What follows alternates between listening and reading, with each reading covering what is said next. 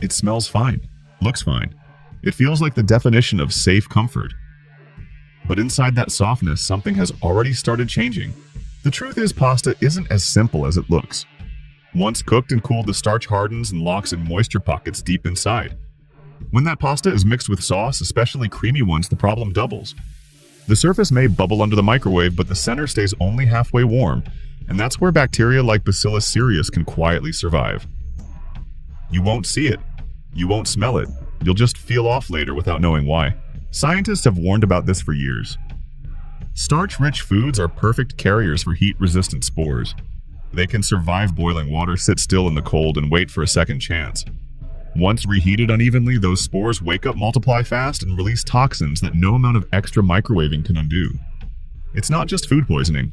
For older adults, that means nausea cramps or worse, dehydration that takes days to recover from. Think about how pasta is built. Each noodle holds layers of heat and air differently.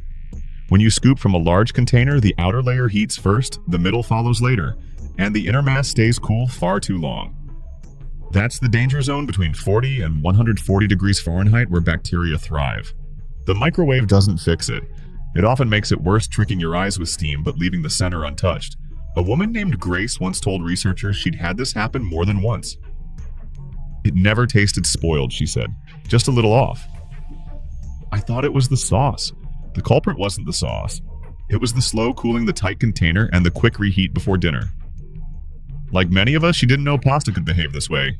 The science behind it is simple but sneaky. Bacteria love moisture and starch. Cream and cheese only help them spread. And when microwaves heat from the outside and temperature becomes uneven by design. The top may look piping hot, but just 2 inches down can sit well below safe levels. Even if you stir halfway, heat doesn't always travel fast enough to kill what's hiding there. Still, the fix is simple. Cool cooked pasta quickly within an hour after eating. Divide leftovers into small portions before refrigerating. When reheating, skip the microwave if you can. Use a pan on low heat, add a splash of water or milk, and stir until it steams evenly from edge to center. You'll taste the difference not just in safety, but in texture too. Comfort food should stay comforting, not risky. So the next time that bowl calls your name, take an extra minute. Stir. Reheat slowly. Trust warmth. You can see not the one that only looks right. Because comfort food stays comforting only when handled with care. Have you ever thought a leftover steak was perfectly safe once it looked hot again? If yes, stop that thought right there. Because what happens inside a slab of meat under microwave heat isn't cooking. It's an uncontrolled experiment in biology and physics colliding. At first glance, everything seems normal. The surface sizzles, steam escapes. The smell returns rich and familiar, but beneath that crust, the story is very different. Microwaves don't heat evenly. Their energy penetrates in waves, exciting water molecules near the surface first. Dense protein, thick fibers, and residual fat act as barriers, creating what food scientists call a thermal gradient zones of intense heat next to pockets that remain dangerously cool. Those pockets are where bacteria thrive. The U.S. Department of Agriculture classifies Clostridium perfringens and Salmonella enterica as the 2 most common culprits in reheated meat illnesses. Both organisms can survive mild cooking, especially when food has been cooled too slowly or stored too long. The outer edges of a steak might reach 160 degrees Fahrenheit, a temperature that looks safe while its core hovers around 100 or less. That is the perfect incubator for bacterial revival. Dr. Michael Doyle, former director at the Center for Food Safety at the University of Georgia, once noted that Clostridium perfringens can multiply to infectious doses within hours if food remains in the temperature danger zone between 40 and 140 degrees Fahrenheit. A leftover steak reheated unevenly in a microwave often spends just enough time in that zone to allow those spores to awaken. Once active, they release enterotoxins, microscopic proteins that attack the lining of the small intestine. Clinically, the impact is sharp and fast. Within 6 to 12 hours, nausea sets in. Abdominal cramping follows. Then diarrhea, sudden, violent, and dehydrating. In younger adults, it passes quickly. But in older bodies, where hydration and electrolyte balance are already fragile, this chain reaction can push the kidneys and heart into overwork. Gastroenterologists call this post-thermal microbial shock, where mild infection spirals into systemic stress. There's also a chemical side to the danger. Repeated heating of red meat promotes lipid oxidation, the breakdown of natural fats into reactive aldehydes. These compounds have been studied by the Journal of Food Science for their link to inflammation markers in human tissue. When consumed frequently, oxidized fats contribute to arterial stiffness and cellular damage, compounding cardiovascular risk already elevated with age. In other words, one careless reheat may not send someone to the hospital, but the pattern over months or years erodes resilience in ways you can't smell or taste. Every flash of uneven heat is a small biochemical disturbance bacteria. Revived fats, destabilized proteins, cross-linked into forms the body struggles to digest. Beneath that seared surface, the steak becomes less of a meal and more of a test. A test of how much imbalance the human body can absorb. Same mistake, don't you ever reheat your oil. There are hidden risks waiting the moment that pan goes back on heat.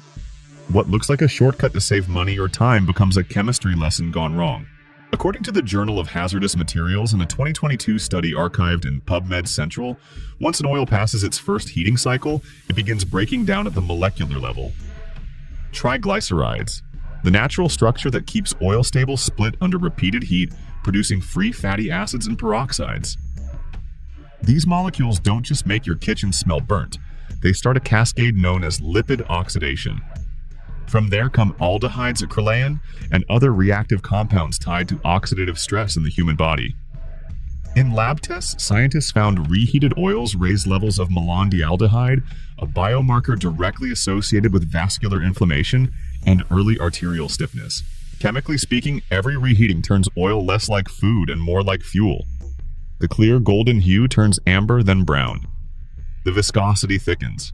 Bubbles stay longer on the surface because polymer chains begin to form sticky structures that cling to pans and to your gut alike. Studies in food chemistry journals describe these as polar polymers residues that can resist digestion and alter lipid metabolism. For older adults, they add one more layer of silent stress to the liver and circulatory system. But you don't need a microscope to sense it. Heat old oil once more and it tells its own story. The scent shifts from nutty to metallic, then to something close to burnt sugar and rubber. The surface that once shimmered evenly now ripples unevenly as if tired. When food hits it, the sound isn't the sharp crackle of life, but a slow, soggy hiss.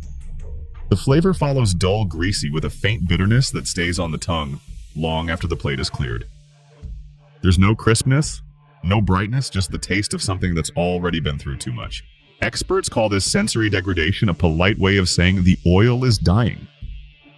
Dr. Rajiv Chowdhury from the University of Cambridge once summarized it plainly: reused oils form reactive compounds that persist in the bloodstream, affecting lipid profiles and endothelial function. In simple words, what clings to your fries might also cling to your arteries, and yet it's a scene repeated daily. A man wakes early, opens his small kitchen window, and sets the pan back on the stove. The oil left from yesterday's fried fish sits cloudy but familiar. He thinks it's just one more use. The burner clicks. A faint smoke thread rises. He drops in a piece of bread to test the heat. It turns dark in seconds, smelling of metal and burnt grain. He stares at it for a moment, shakes his head, and tips the pan into the sink. The oil runs thick and slow, sticking to the metal like glue. No word is spoken, just the sound of the faucet washing away what chemistry already ruined. We all reheat tea. It feels harmless, just warmth, right? A quick spin in the microwave, a small comfort reclaimed. But what happens inside that cup in those few seconds isn't comfort returning. It's chemistry shifting against you. By the time the liquid begins to swirl and steam again, the molecular balance of tea has already changed. Researchers from Food Chemistry and the Journal of Agricultural and Food Chemistry confirmed that reheating brewed tea causes its key antioxidants, catechins, such as epigallocatechin, gallate EGCG, to degrade rapidly. These are the same compounds that help neutralize free radicals and support vascular health. Above 60 degrees Celsius, they lose structure and convert into quinones substances with little or no antioxidant activity. At the same time, caffeine and tannins become more concentrated. As water molecules evaporate unevenly, the tea turns slightly acidic. What once soothed now irritates. The thin, oily-looking film that forms on the surface isn't oil at all. It's oxidized polyphenols binding with minerals, the visible mark of degradation. The taste confirms the change, harsher, metallic, and bitter. Scientific analyses show that this transformation doesn't just alter flavor, it changes how the body responds. The loss of catechins and rise in tannins reduce the drink's anti-inflammatory potential while increasing its astringency. In lab conditions, reheated tea has been shown to elevate oxidative stress markers in human plasma. Essentially, instead of calming cells, it may exhaust them. For older adults whose stomach linings and hydration levels are more sensitive, that means stronger acidity and less benefit. Dr. Zhang Weiman of the National Institute of Nutrition and Food Safety notes that catechins are thermolabile. Once oxidized, their radical scavenging activity declines sharply.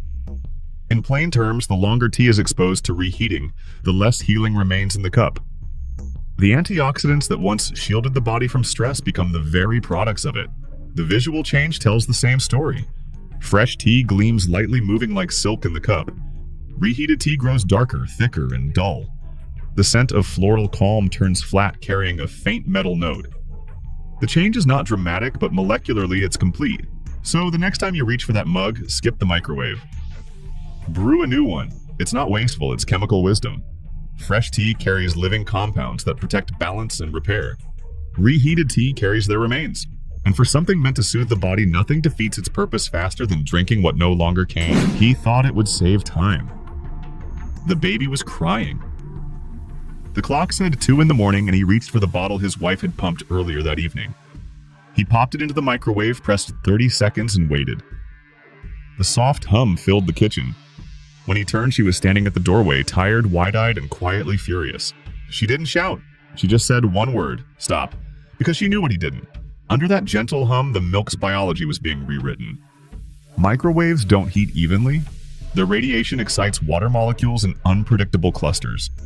In a bottle, that means one patch may stay at body temperature while another reaches near boiling. Pediatricians call this the thermal pocket effect, invisible spots of heat capable of burning a baby's mouth or throat before an adult hand even senses danger. But temperature is only half the story. Studies from the American Academy of Pediatrics and the Journal of Pediatric Gastroenterology and Nutrition 2020 show that microwave exposure above 60 degrees Celsius damages the very proteins that make milk biologically protective. Enzymes like lactoferrin and lysozyme, which normally help fight bacteria in an infant's gut, begin to denature. The antibodies immunoglobulin A and M unravel, losing their shape and purpose. What was once a living fluid rich with immune defense becomes chemically depleted, closer to warm water with calories. Clinically speaking, the loss isn't visible, but it's measurable. In lab tests, breast milk reheated by microwave for as little as 30 seconds showed a 30 to 40% reduction in antibacterial activity. The natural microflora balance shifts, allowing bacterial spores, especially Chronobacter sakazaki, to grow if the milk stands for even a short time afterward. That bacteria is not hypothetical. It has been directly linked to fatal infant infections, particularly when formula or pumped milk is reheated, cooled, and reused. Underheat milk's delicate fat globules also change structure. Homogenization breaks down, forming thin films of oxidized fat near the bottle wall. Pediatric dietitians from the Cleveland Clinic describe this as lipid phase separation, where oxidized molecules interact with air pockets, further degrading nutritional quality. The result is a bottle that might look perfect, smell fine, and still deliver chemical imbalance at the first sip. The wife knew all of this because she'd read every label, every late-night article, every warning taped to the hospital bassinet. She stepped forward, took the bottle from his hand, and tilted it slightly. The top layer shimmered unevenly, bubbles trapped under the surface. "It's too hot in one spot," she whispered. "You just can't see it."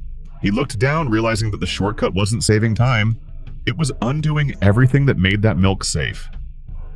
That bottle was not nourishment anymore. It was a mixture of denatured enzymes, fractured antibodies, and residual heat in search of a target. In homes, these accidents happen usually. Parents, meanwhile, adults warm leftovers for themselves and think milk should behave the same. But milk is alive even when stored cold. Its chemistry responds to heat faster than any recipe ever could. The rule remains the same: warmth means safety only when it's even. I think I need to tell you, I used to reheat processed meats all the time. Bacon sausages, deli ham, whatever was left from breakfast or last night's sandwich. It was quick, easy, and it always smelled good. I thought as long as it sizzled again, it was safe. But one night I stumbled on an article that made me rethink everything. It was from the Journal of Agricultural and Food Chemistry, a study about what happens when you reheat cured or smoked meats. The title looked harmless, something about thermal stability of nitrite-cured proteins, but the findings hit hard.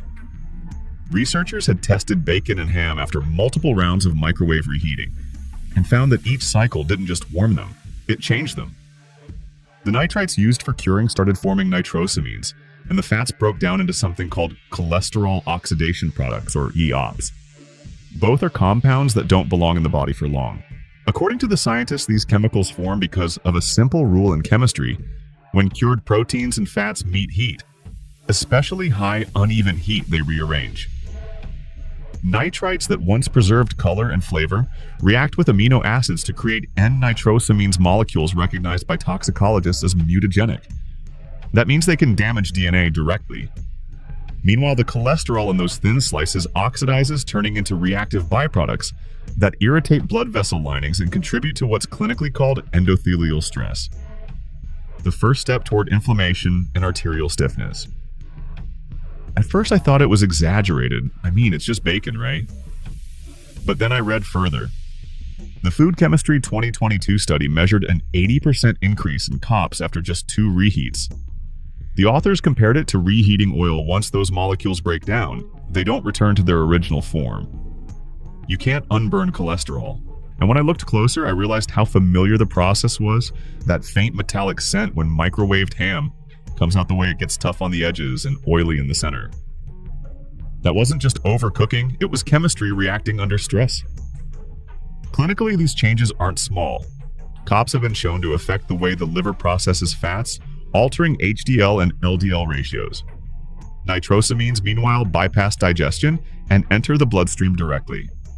For someone older or anyone with metabolic or heart concerns, that's not minor. It's the kind of damage that adds up quietly, molecule by molecule, meal by meal. That night, I turned off the screen, went to the kitchen and looked at the container of leftover sausage links I was planning to microwave for breakfast. I tossed them out instead. Since then, I haven't reheated processed meat once. When I want bacon, I cook it fresh. When there's ham left over, I eat it cold. It takes a few more minutes, but it's better than taking risks I can't see. I'm not saying you have to quit bacon or deli sandwiches, just stop reviving them with heat. Heat amplifies what preservation already began. Once the chemistry turns, no amount of crispness can make it safe again. Because I learned the hard way, the problem isn't the meat. It's what we ask it to survive one more round in the microwave. Cream looks harmless, smooth, white, comforting. It's the taste of quiet nights, family dinners, and recipes passed down without question. A spoon of Alfredo sauce, a bowl of cream soup, a bit of leftover gratin, they all promise the same thing: warmth and satisfaction. But when you reheat them, that same softness turns deceptive. What once meant nourishment starts turning unstable, one molecule at a time. At first it feels innocent. You open the fridge, see that leftover bowl, and think it just needs a minute. The microwave hums. Steam fogs the glass. When the timer beeps, you see bubbles rising and a rich aroma spreading through the room. But underneath that familiar scent, chemistry is shifting fast.